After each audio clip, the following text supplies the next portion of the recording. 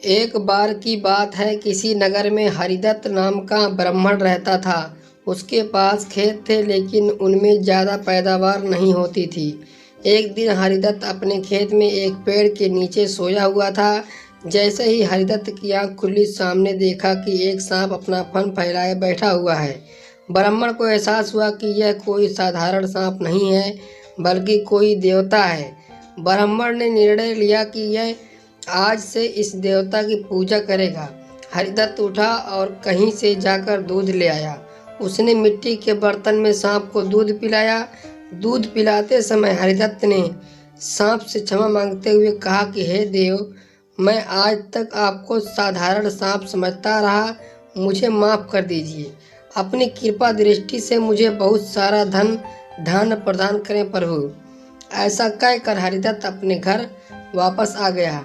अगले दिन जब वह अपने खेत पहुंचा, तो उसने देखा कि जिस बर्तन में उसने कल सांप को दूध पिलाया था, उसमें एक सोने का सिक्का पड़ा हुआ है। हरिदत्त ने वो सिक्का उठा लिया। अब हरिदत्त रोज सांप की पूजा करने लगा और सांप रोज उसे एक सोने का सिक्का देने लगा। कुछ दिन बाद हरिदत्त को किसी दूर देश जाना पड़ा, तो उसने अपने बेटे से कहा कि तुम खेत में जाकर सांप देवता को दूध पिला आना।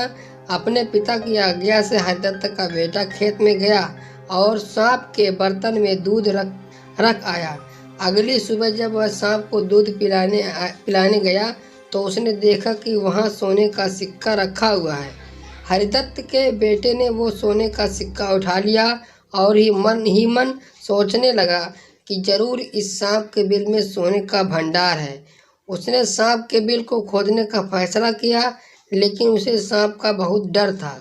हरिदत्त के बेटे ने योजना बनाई कि जैसे ही सांप दूध पीने आएगा, तो वह उसके सिर पर लाठी से वार करेगा, जिससे सांप मर जाएगा। सांप के मरने के बाद मैं तसल्ली से बिल खोदूंगा और उसमें से सोना निकाल कर अमीर आदमी बन जाऊंगा।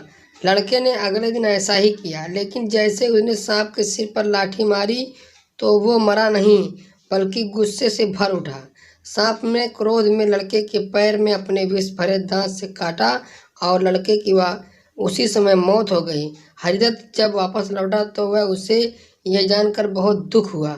तो इस कहानी से यह सीख मिलती है कि लालच बहुत बुरी बला है, संतोष से काम लेना चाहिए।